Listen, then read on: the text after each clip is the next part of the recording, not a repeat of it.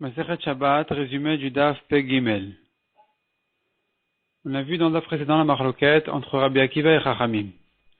À savoir, est-ce que la Avodat Zara est comparée à la Touma d'un reptile, d'un chéret, ou plutôt à la Touma d'une Nida. Et la Gemara avait expliqué leur marloquette de deux manières.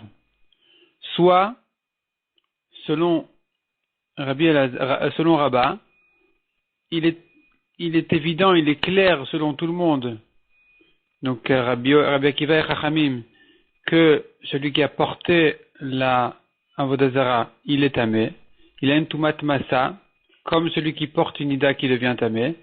Leur discussion ne concerne que Tumat Even Mesama, c'est-à-dire, si la Avodah Zara est posée sur une pierre, est-ce que ce qu'il y a en dessous de la pierre devient tamé, oui ou non?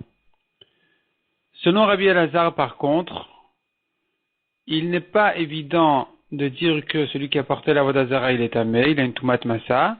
Au contraire, c'est justement ça la marloquette. C'est Rabbi Akiva qui dit que celui qui l'a porté, il est tamé Tumat Massa. Selon Chachamim, par contre, il n'y a pas de Tumat Massa, même pour celui qui a porté la Avodah Zara. La Gemara chez nous ici, elle ramène les objections à propos de cette marloquette, elle répond plus ou moins à toutes les objections. Et donc la Gemara, elle ramène aussi une braïta pour objecter, finalement elle sera résolue, mais en tout cas, on a ici une braïta qui dit que un goy et une goya, la Avodah Zara et les objets qui sont en service pour la Avodah Zara, toutes ces choses-là ont une Touma, et leur degré de Touma, dit la braïta, est en discussion entre Rabbi Akiva et Chachamim. Donc la braïta telle qu'elle, elle paraît être une objection contre Rabba. Finalement, Rabba l'interprète à sa manière, Rabbi Elazar va l'interpréter aussi à sa manière, chacun à sa manière, de manière à ce que, selon Rabba, on dira que leur marloquette entre Rabbi Akiva et Chachamim ne concerne que Even Mesama. Selon Rabbi Elazar, par contre, la marloquette concerne la Tumat Massa, donc de celui qui a porté la Avodah Zara.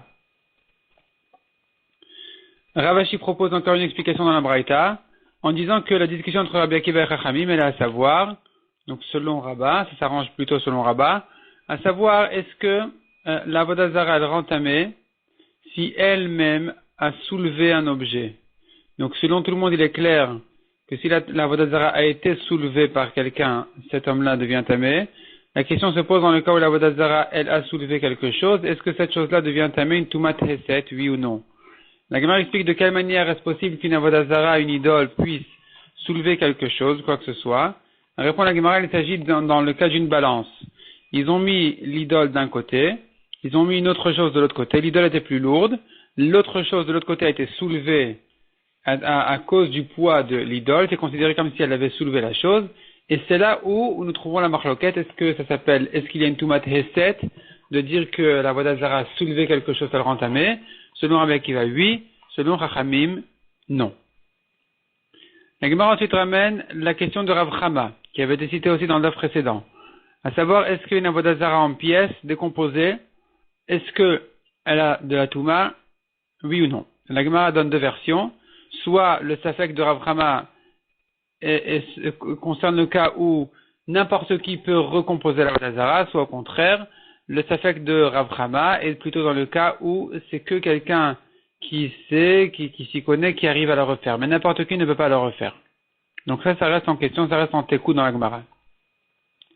Après ça, nous avons une Avodah Zara qui ne fait pas un kazaït, qui est plus petite que une olive.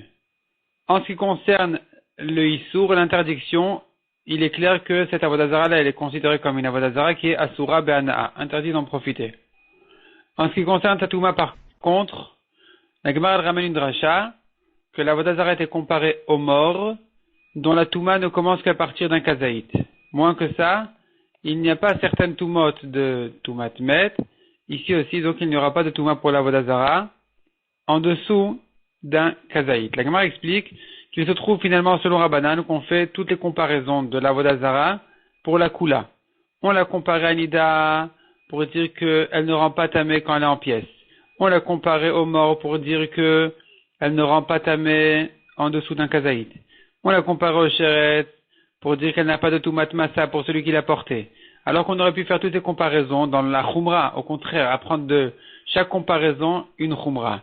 Et donc finalement, la Gemara explique que puisque toute cette Touma n'est commis des Rabanan, la Touma de la Vodazara, c'est pour ça qu'on préfère toujours la comparer pour la Kula plutôt que pour la Khumra.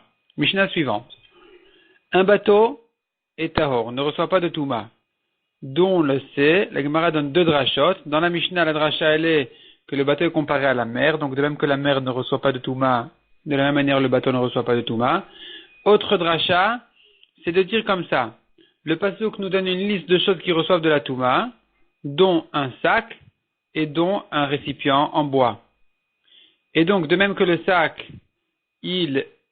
par définition, il est porté vide ou plein, et c'est que comme ça qu'il reçoit, pas c'est que comme ça c'est un sac. De la même manière, le récipient en bois ne reçoit de Touma que s'il ressemble à un sac, dans le sens où il peut être porté vide ou plein. Si, par contre, il ne peut pas être porté parce qu'il est trop lourd comme un bateau, il n'est pas porté donc plein au moins, c'est clair, là il ne ressemble plus à un sac, et donc on ne dit pas on dit qu'il ne reçoit pas de Touma. La différence entre l'une dracha et l'autre sera dans le cas où le bateau est en argile. Si je la prends de la mer, alors il est tahor. Si je la prends de la comparaison avec sac, eh bien la matière de l'argile n'a pas été comparée à sac, donc elle reçoit de la Touma même dans un cas, on ne peut pas la porter quand elle est pleine, quand le bateau est plein. Deuxième nafkamina entre les drachot, c'est le cas d'un fleuve. Une barque dans une rivière qui pourrait être portée vide ou pleine, elle, si je la prends donc de la comparaison avec la mer, eh bien, fleuve ou mer c'est pareil, ça sera tahor.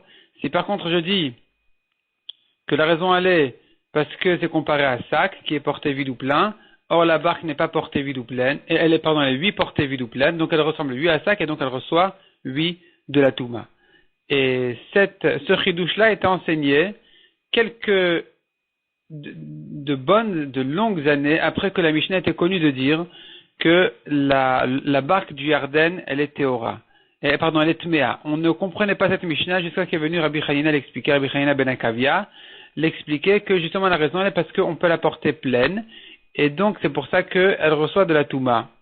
La Gemara en conclut, un homme doit toujours être au Beth Midrash parce qu'il risque de perdre un enseignement aussi précieux que celui-ci, qui n'est venu que plusieurs longues années après qu'on avait appris cette Mishnah alors qu'on ne la comprenait pas.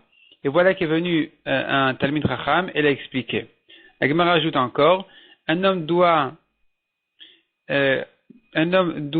être pris par l'étude de la Torah tout le temps, jusqu'à sa mort inclus. Même au moment où il est en train de mourir, il doit encore être préoccupé par l'étude de la Torah.